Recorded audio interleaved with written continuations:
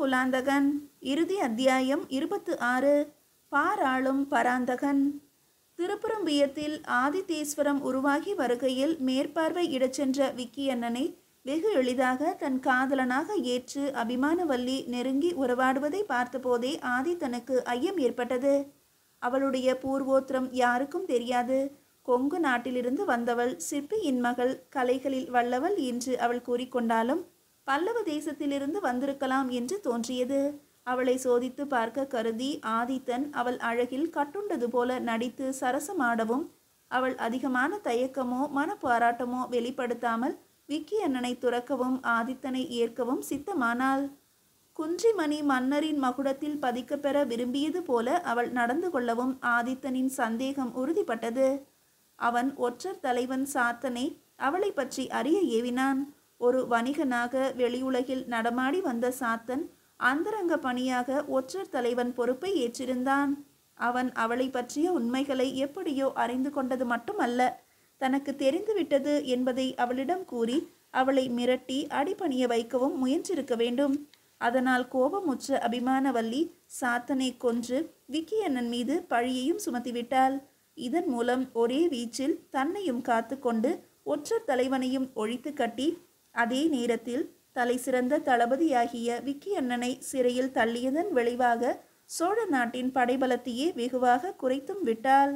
இதற்கு முன்பு எப்போதோ ஞாபக மறதியாக அவள் மாளிகையில் விக்கியண்ணன் விட்டு சென்ற குத்துவாள் அவளுக்கு உதவியது. அவள் உள் நோக்கங்களை புரிந்து கொண்டு விட்டான் ஆதித்தன். சாத்தனுக்கு பதில் தானே ஒற்றர் தலைவன் பொறுப்பேற்றான். எந்த பல்லவன் சார்பாக இங்கே வேவு பார்க்க வந்து சோழ மன்னனையே மயக்கி தன் இஷ்டப்படி ஆட்டி வைக்க பார்த்தாலோ அந்த பல்லவேந்திரனின் அழிவு இவள் மூலமே நேர வேண்டும் என்று உறுதி பூண்டான். அவள் உடல் அழகிலும் கலைத்திறனிலும் தான் மயங்கி மது இழந்து வருவது போலவே தொடர்ந்து நடித்தான். அதே சமயத்தில் தவறான தகவல்களையும் அவளுக்கு கூறி வந்தான். அவற்றை அவள் மெய்யெனவே நம்பி வண்ண வண்ண ஓவியங்களாக அச்செய்திகளை சித்தரித்து பல்லவேந்திரருக்கு ரகசியமாக அனுப்பி வைத்தாள். வியாபாரிகள் போல் நடித்த ஒற்றர்கள் இந்த சித்திரங்களை வாங்கி போய் அபராஜனிடம் சேர்ப்பித்தார்கள். அவனும் சித்திரங்களை ஆய்ந்து ஆதித்தனுக்கு படையெடுக்கும் எண்ணமே இல்லை என்றும், சோழன் அபிமானவல்லியின் அழகில் மயங்கி கிடக்கிறான் என்றும், தனது சேலை தலைவனையே இவள் பேச்சை கேட்டு சிறையில் அடைத்து விட்டான் எனவும் இன்னும் பலவாறாகவும் தவறான அபிப்பிராயங்களை உருவாக்கி கொண்டான். பல்லவ நாட்டின் பாதுகாப்பை அலட்சியப்படுத்தி தொடர்ந்து கலைகளை வளர்ப்பதிலேயே கவனம் செலுத்தினான் பல்லவேந்திரன். அபிமானவல்லியை ஏய்ப்பதற்காகவே விக்கியண்ணனுக்கு தண்டனை வழங்கிய ஆதித்தன் பின்னர் அவள் அறியாதவாறு அவனை தப்புவித்து மறுபடியும் குலாந்தகன் என்ற பெயரில் மாறு வேடத்தில் தன் படைகளுக்கு தளபதியாக்கி கொண்டான். இதற்கு நம்பியும் தானுரவியும் உதவி செய்ததோடு இதுவரை ரகசியம் காத்தும் வந்திருந்தனர். இவை எல்லாவற்றை விடவும் சிகரமாக பழைய அறையில் பிரம்மாதி ராஜர்கள் வகுத்த போர் திட்டத்தை அபிமானவல்லி அந்த புறத்திலிருந்து திருடி பல்லவேந்திரருக்கு அனுப்பி வைக்க ஆதித்தனே வழிவகுத்தான்.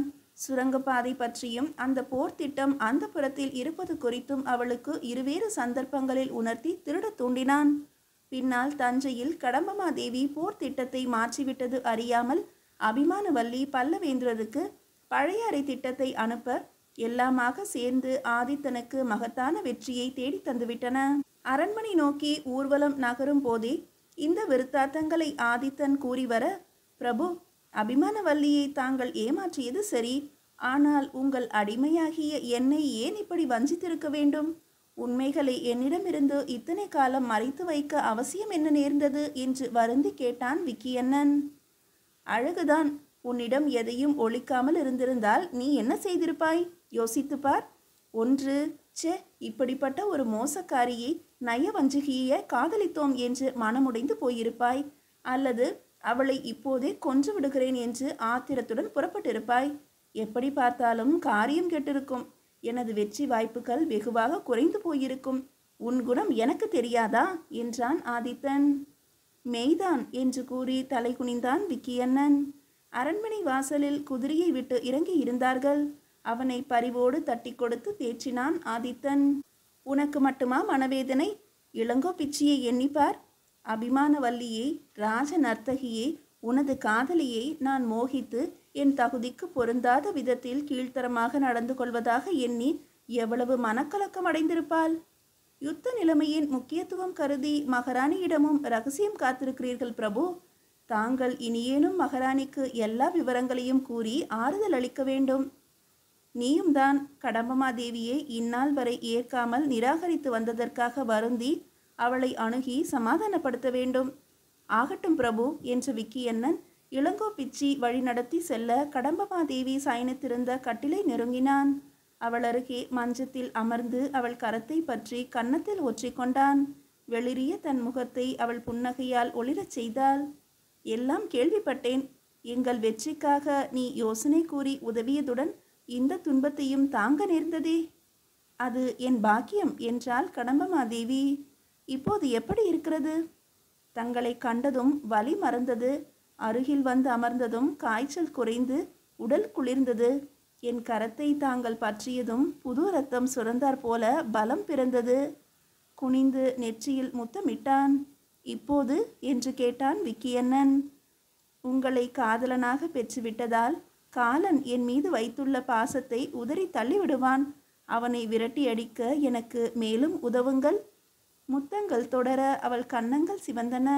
உடலெல்லாம் சிலிர்த்து மலர்ந்தாள் கடம்பமாதேவி. விக்கியண்ணனுக்கு பட்டங்களும் பரிசுகளும் வழங்கினீர்கள். கடம்பமாதேவிக்கு ஒன்றும் இல்லையா என்றான் தானுரவி. அவளுக்குத்தான் நான் விக்கியண்ணனையே வழங்கிவிட்டேனே என்றான் ஆதித்தன். அந்த இளம் காதலர்களை தனியே இருக்க அனுமதித்து இளங்கோ பிச்சியுடன் அந்த புறத்தின் வேறு பகுதிக்கு சென்றான் ஆதித்தன். குறிப்பறிந்து மன்னனும் பட்டத்து அரசியும் சற்று நேரம் தனித்து பேச வாய்ப்பு ஏற்படுத்தி தர வேண்டும் என்று கருதியவர்களாய் தானுரவியும் நம்பியாண்டார் நம்பியும் கண்ணரத்தேவனை அழைத்து கொண்டு போனார்கள். அன்பே, உனக்கொரு பரிசு பல்லவ நாட்டிலிருந்து கொண்டு வந்திருக்கிறேன் என்றான் ஆதித்தன். பிரபு, தாங்கள் என்னிடமே திரும்பி வந்துவிட்டீர்கள். இதைவிட பெரிய பரிசு எனக்கு என்ன கிடைக்கப் போகிறது? புரிகிறது. பல்லவ நாட்டிலிருந்து மட்டுமல்ல, அபிமான வல்லியிடம் இருந்தும் முழுமையாக உன்னிடமே நான் திரும்பி வந்துவிட்டதாக சொல்கிறாய், அப்படித்தானே? பிரபு, இந்த பிச்சியை மன்னியுங்கள். அரசியல் நோக்கில்தான் நீங்கள் அபிமான வல்லியை அடிக்கடி சந்தித்து வந்தீர்கள் என்பதை சரியாக புரிந்து கொள்ளும் ஆற்றலின்றி வேதனைகளை வளர்த்து கொண்டிருந்தேன். மகாராணி, உன்னிடமிருந்து உண்மையை மறைக்க எனக்கு இப்போது மனமில்லை.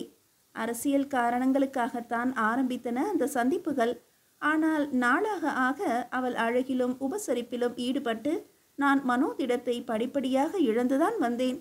நல்ல வேளை, முழுவதுமாக நான் மதி இழந்து அவளுக்கு அடிமையாகி விடுவதற்குள் படையெடுப்பு நிகழ்ந்து நமது பக்கம் வெற்றியும் சம்பவித்துவிட்டது.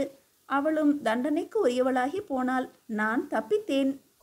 வள்ளியிடமிருந்து வேண்டுமானால் தப்பலாம், இந்த பிச்சியிடமிருந்து தப்ப முடியாது என்று சிரித்துக்கொண்டே கூறி அவனை இறுக கட்டி அணைத்தாள்.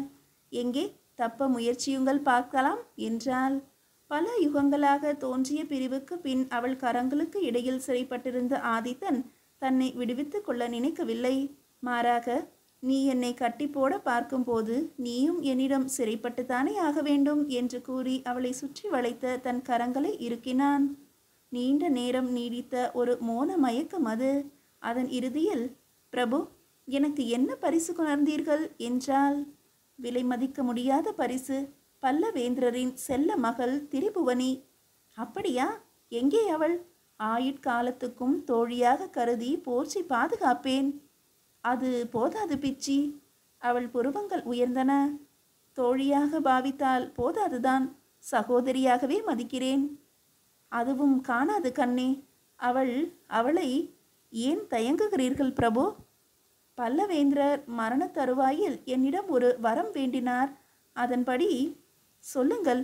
பல்லவேந்திரருக்கு தாங்கள் கொடுத்த வாக்கை நிறைவேற்ற உதவ வேண்டியது எனது கடமை. திரிபுவனிக்கும் எனக்கும் பிறக்கும் மகன் எனக்கு பிறகு சோழ நாட்டை ஆள வேண்டும் என்று வரம் கோரினார் அபராஜிதன். அதற்காக அவர் உள்நோக்கங்களை புரிந்து கொள்வது உனக்கு எளிது என்று நினைக்கிறேன். பல்லவேந்திரரின் இறுதி ஆசையை உங்களால் மறுத்திருக்க முடியாதுதான். ஆனால் தங்கள் தந்தைக்கு தாங்கள் அளித்த வாக்குறுதி? பல்லவனை வென்று தொண்டை மண்டலத்தை சோழ நாட்டுடன் இணைத்து 600 ஆண்டு கால அடிமை வாழ்வுக்கு பழி வாங்குவேன் என்பதற்கு அதிகமாக விஜயாலய சோழருக்கு நான் உறுதிமொழி ஏதும் தரவில்லையே என்றான் ஆதித்தன். பிரபு, எனக்கு ஒரு தடையும் இல்லை. இப்போதே இக்கணமே பட்ட மகிழ்ச்சி என்ற இந்த கௌரவத்தை துறக்க சித்தமாக இருக்கிறேன் என்றால் இளங்கோ பிச்சி. அவளது அதரங்களை விரல்களால் பொத்தினான் ஆதித்தன். அதற்கு அவசியமில்லை பிச்சி. திரிபுவனிக்கும் எனக்கும் பிறக்கும் மகன் நாளை சோழ நாட்டின் அரியாசனம் ஏற வேண்டும் என்பதுதான் வாக்குறுதியே தவிர திரிபுவனி பட்டத்து அரசியாவது பற்றிய பேச்சே எழவில்லை. கண்ணே, உனக்கு நினைவிருக்கிறதா? முன்னர் ஒரு சமயம் என் கருத்துக்கு விரோதமாக செயல்பட்ட உனக்கு தண்டனை உண்டு என்றும் உரிய சமயம் வரும்போது அதை வழங்குவேன் என்றும் நான் கூறவில்லையா? இதுதான் அந்த தண்டனை என்றால் மிகுந்த மகிழ்ச்சியோடு ஏற்றுக்கொள்கிறேன். கன்னரதேவனும் மறுத்து பேச மாட்டான். ஏற்கனவே அவன் மனம் நம்பியின் அலாவலால் பக்தி மார்க்கத்தில் சென்று கொண்டிருக்கிறது என்றால் இளங்கோ பிச்சி. ஆனால் நீ? அபிமானவல்லியிடம் நான் பழகியதை பொறுத்து கொள்ள முடியாமல் தவித்தவளாயிற்றே. பிரபு, அதற்கும் இதற்கும் வேற்றுமைகள் இல்லையா? அபிமானவல்லி ஆடலரசி மட்டுமே. திரிபுவனியோ பல்லவேந்திரரின் மகள். உங்களுக்கு மனைவியாகி சோழ சாம்ராஜ்யத்தின் எதிர்கால சக்கரவர்த்தியை, பாரெல்லாம் ஆளும் பராந்தகனை பெற்றெடுக்க போகும் பாக்கியவதி. அவள் பாலூட்ட நான் தாளாட்ட உங்கள் வீர மகனாக வளரப்போகிற சோழ நாட்டின் இளவரசனை நமக்கு பரிசளிக்க போகும் பேரரசி. பிரபு, அவளை காண என் கண்களும் மனமும் துடிக்கின்றன என்றால் இளங்கோ பிச்சி. ஆதித்தன் கண்கள் பனித்தன. இனி திருமணம் நடந்து பிறக்கப் போகும் குழந்தைக்கு இப்போதே பெயர் சூட்டும் அளவுக்கு ஆர்வம் காட்டுகிறாள் இளங்கோ பிச்சி எனில் அவளுக்கு தன்னிடம் உள்ள அன்பின் ஆழம் எத்தகையது என்பதை புரிந்து கொண்டு நெகிழ்ந்தான். கரவொலி எழுப்பியதும் வந்து வணங்கிய பணியாட்களிடம் திரிபுவனையை அழைத்து வருமாறு கட்டளை பிறப்பித்தான் ஆதித்தன். கூடவே தானுரவியும் நம்பியும் கன்னரதேவனும் பிரவேசித்தனர். திரிபுவனியை பாசத்துடன் வரவேற்று மகிழ்ந்தாள் இளங்கோ பிச்சி.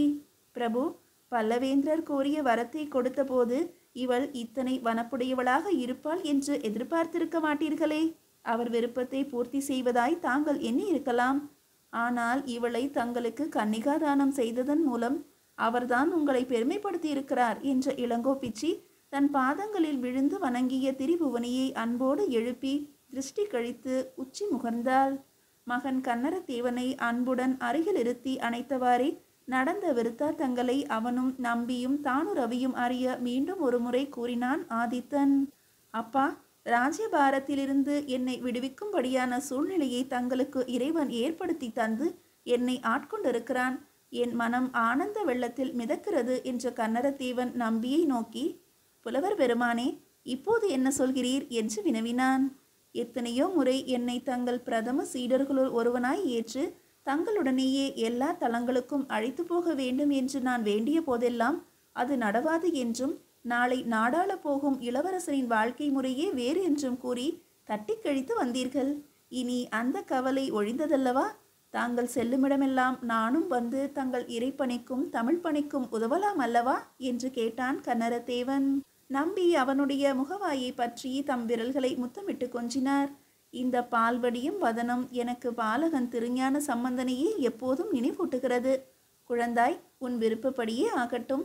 மன்னர் அனுமதிப்பாரேயானால் எனக்கும் திருப்திதான் என்றார். தலையின் ஒரு அசைவிலே சம்மதம் அளித்தான் ஆதித்தன். உணர்ச்சி மிகுதியால் பேச குரல் எழவில்லை அவனுக்கு. அச்சமயம் அங்கு அவசரமாக வந்தான் விக்கியண்ணன். பிரபு, கலக்கம் தரும் ஒரு செய்தி. அபிமானவல்லி தப்பி ஓடிவிட்டாள். என்னது என்று அதிர்ந்தான் தானுரவி. எப்படி நடந்தது இந்த மோசடி என்றான். பிரபு என்று ஆதித்தனை பார்த்தே பதில் சொன்னான் விக்கியண்ணன். தாங்கள் வெற்றி திருமகனாக தலைநகர் திரும்பவும் கோலாகல வரவேற்பில் எல்லோருடைய கவனமும் திசை திருப்பிவிடப்பட்டிருந்த தருணத்தில் அபிமானவல்லி ஆண் வேடம் பூண்டு நழுவி இருக்கிறாள். மாளிகை காவலருள் ஒருவனை மயக்கி தன்னை விடுவிக்க செய்து அவனையே தன் வாழ்க்கை துணைவனாக்கி கொள்வதாகவும் ஆசை காட்டியிருக்கிறாள். இருவரும் குதிரைகள் ஏறி பறந்திருக்கிறார்கள். ஆனால் நகர எல்லையை விட்டு கொஞ்ச தூரம் சென்றதும் அந்த அரக்கி தனக்கு உதவியவனையே குத்தி கொன்றுவிட்டு தான் மட்டுமாக தப்பி சென்றிருக்கிறாள். பிரபு, இறந்தவனின் மரண வாக்குமூலம் இது. எனக்கு அனுமதி கொடுங்கள். அவள் பாண்டிய நாடு நோக்கித்தான் செல்வாள் என்பது உறுதி. எப்படியாவது அவளை கண்டுபிடித்து பற்றி இழுத்து வந்து உங்கள் காலடியில் தள்ளுகிறேன் என்றான். அனைவருமே பரபரப்புடன் ஆதித்தனின் முகத்தை பார்க்க மாமன்னனோ அமைதி பெருமூச்சுடன் வேண்டாம் என்றான். உன் முயற்சி தோல்வி கண்டால் ஒரு பெண்ணிடம் ஏமாந்ததாக உனக்கும் எனக்கும் இழுக்கு உண்டாகும். இன்னொன்றையும் நாம் யோசிக்க வேண்டும். என்னதான் இருந்தாலும் அவள் தன்னையும் அறியாமலேயே சோழ நாட்டுக்கு பேருதவி செய்திருக்கிறாள். இங்குள்ள மூவரது அபிமானத்துக்கு உரியவளாகி இருக்கிறாள். அவள் நமக்கு துரோகம் செய்ய எண்ணினாலும் நாமும் பதிலுக்கு அவளை ஏமாற்றித்தான் நம் காரியத்தை சாதித்து கொண்டோம். எனவே அவளை தேச பிரஷ்டம் செய்கிறேன். இந்த தண்டனையே போதும். திரும்பவும் அவள் சோழ நாட்டுக்குள் அடியெடுத்து வைத்தால் தானே தனது அழிவை தேடிக்கொண்டவளாவாள் என்றான். இந்த முடிவை கேட்டு எல்லோருமே நிம்மதி பெற்ற மனத்தினராய் அது முகத்திலும் பிரதிபலிக்க மௌனம் காத்தனர்.